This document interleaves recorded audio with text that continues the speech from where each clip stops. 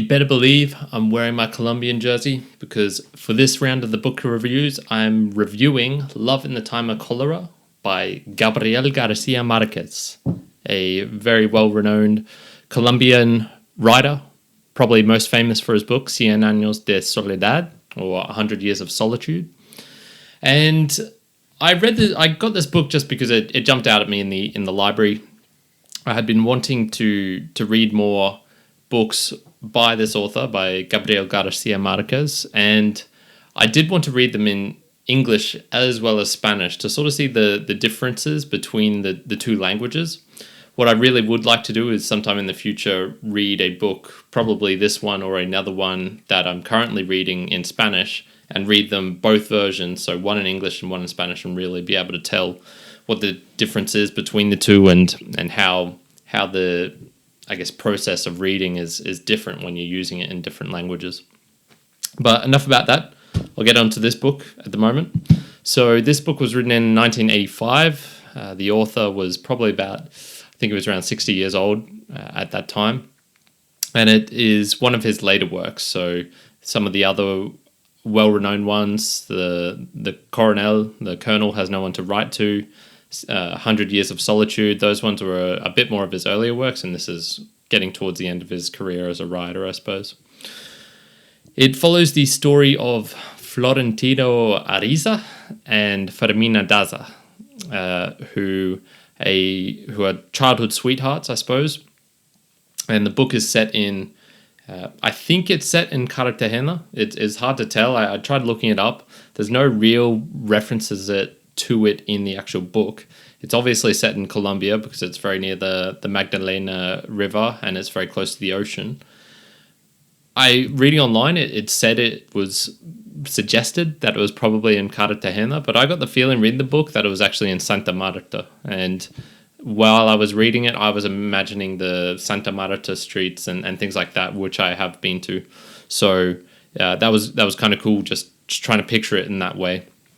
And it was set in I'm not actually sure what time period it was set in particular. If I had to guess, it would have been in between the 18... in the book itself, they cross over from one century to another. So it was probably either in the 18th to the 19th century or 19th to the 20th. And judging based on some of the inventions and stuff in the book, I would say it was probably transitioning from the 19th to the 20th century. And it follows these two love hearts. They initially have a sort of like forbidden love. Florentino is I guess, not a peasant, but not very well off either. And Fermina is also in a similar situation, but I suppose in a bit of a higher class, with her dad striving for her to be in, I guess, the top class, the very wealthy, the very prestigious that there was in that time. And so there was definitely those class boundaries, and this was running throughout the whole book, and you would see it in the way characters would interact with one another, as well as, I suppose, how they acted and some of the thoughts that they had. Eventually, very quickly on, they have this romance. She gets taken away by her father to sort of try and quit her of this, but they manage to maintain this romance, and she comes back as a very young girl, and they when they get to the point of, I suppose, he meets her and they've finally meeting face to face again after such a long time writing and sending telegrams to each other, she looks at him and is like, nah, I'm done. Which is probably the most brutal rejection I've ever read about. And she then eventually marries another man, Dr. Juvenal Urbino, who is of this very prestigious, wealthy class. And her marrying up is, I guess, I suppose, like a little bit of like a social strain on him, because it's like he's marrying down. But with her grace, with her style, with her temperament, she easily fits into, I guess, the being a lady and lives in that life. The book itself sort of jumps between time periods. At the very start of the book, it starts off with both characters in their olden age, and jumps back into the the normal storyline, going from, you know, when they were kids up into adults or very, very elderly. But with some snippets like hinting here at the future, here and there at the past. So it's not a, you know, starts here and finishes here type of book. It sort of flows and goes through the time as well.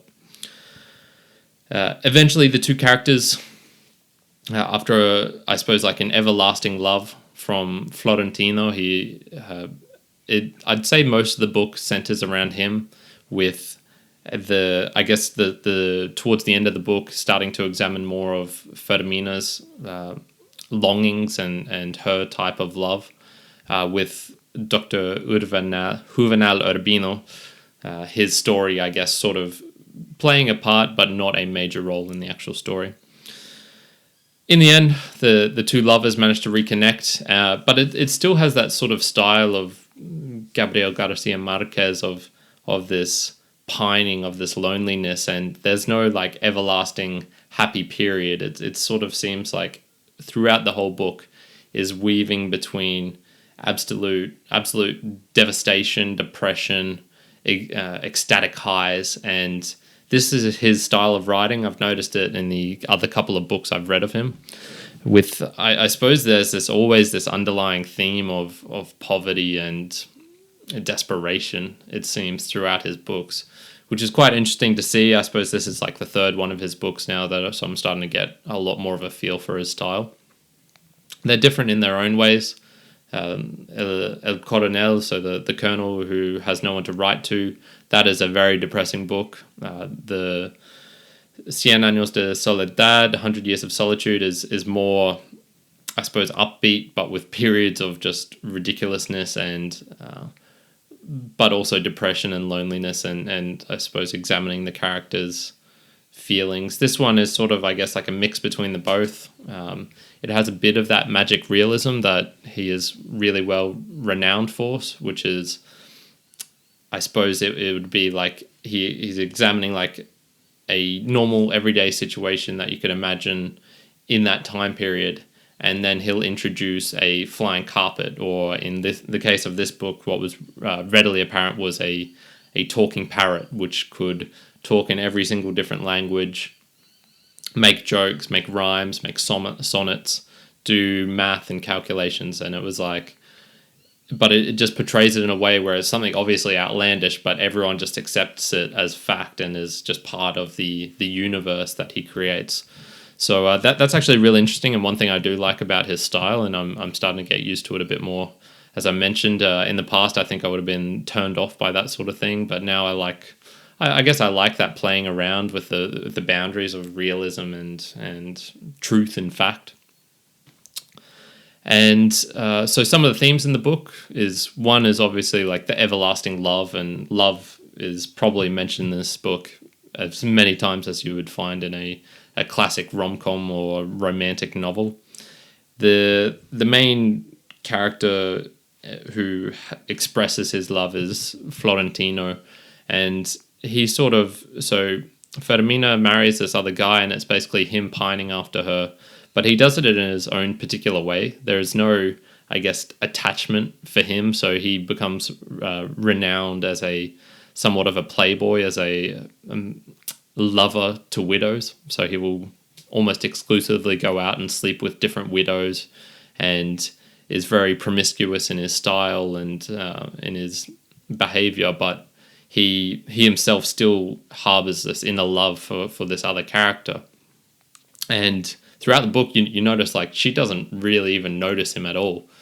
Her obvious, I suppose, rejection of him when she was young, she sort of seems to have put up this mental barrier from there. And though she will see him now and then throughout their, I guess, 50 years of between her breaking up and calling off the marriage to him, and eventually with her husband dying, their reconnection, she really doesn't think that much about him. So it's more focusing on him and how he feels throughout the book. He goes into these patterns and cycles where he'll find like a new lover, but something about her or something will trigger the remembrance of his original true love. And it's just very strange because you don't expect, I guess, someone who's super promiscuous to harbor this inner love. And I guess you can see it in it. He's just chasing the distraction from his I suppose eternal love. And it's interesting seeing it being put in this way, and it's quite moving, I suppose, for the characters who eventually find themselves together reconnecting, and it's because of his actions and his trying and persistence that he gets her again. And you can just see like how he goes throughout the book, and it's I suppose gradually building and building up to this stage where you're not really sure what'll happen at the end, because she rejected him once at the start, and you could easily see something just bad happening again. That's very much the author's style as well, is to just absolutely have the train come through and hit the characters, like blindside them out of nowhere. So even though the ending of the book sort of like I mentioned, it's not really a happy ending per se, but they get together, and they in their old age, I suppose they have some moments of clarity and enjoyment. But even at the very end, it's not like, oh, and everything lives happily ever after. It's like, no, okay, now we're going through like, we're old and we're about to die sort of thing. And it leaves like this weird taste in the mouth when you finish the book. But, it's interesting as well. A couple of the other themes were, I suppose, a lot of the social pressures and judging by different characters in the book. There's different, as I mentioned, the judging of the different classes, even of love and old age. The other characters in the book sort of feel it's like, I don't know, indecent for love to be expressed at that old age. It's sort of like, no, you should go to the side now, and it's like, what are you doing with your life, I suppose, sort of thing. So that was kind of interesting, as well as like the growing old of time, and how the body gives way like relatively quickly in comparison to their feelings and what they feel deep inside, which I suppose a lot of people can connect to, and is something that happens to all of us, at least in this current stage of life. There's no magic cure for living forever, and it would actually be quite interesting to know, okay, if the body stays young, can the emotions and the mind stay young with it? So in this, it sort of like examines like, okay, this character is able to express his love and feel this love throughout time, even as his body degrades. But it'd be interesting in the future, like perhaps, having a semi-immortal character, would they still feel the same after 200 years, 300 years? So, that's something that, that I guess that just connects from some other aging podcasts and stuff I've been listening to recently. But, interesting as well. I'd have to give that a bit of thought. Some other observations, I've already mentioned the magic realism that the author of these types of books really loves to use. And it's interesting because it's like, it's just something totally different. I haven't really experienced that in other novels before, so quite enjoyable. He has certain uses of phrases that he really likes, and so now I've seen, after reading a couple of books, how some of them just reappear quite often, and so he loves to use the word diaphanous, as well as describing a color in particular, like an off-white cream, as mother of pearl. So I've noticed like that creeping into his style as well, so just another interesting thing to note. If you start to read an author often enough, you'll start to notice like, oh, okay, they use this particular piece of language here and there. The ability to picture the scenery, like I mentioned, I've actually been to probably the two places in this book that was that it would actually be, either Cartagena or Santa Marta.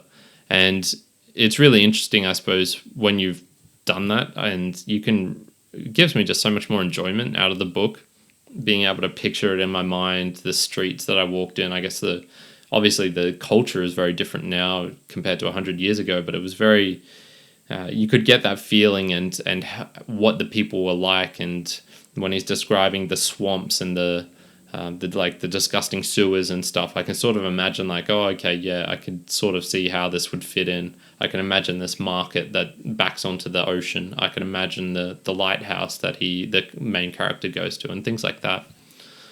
So yeah, overall, it was a interesting book, interesting style. I'm glad I read it, particularly in English, so I can get a bit more of a real clear understanding of what the author likes to write in.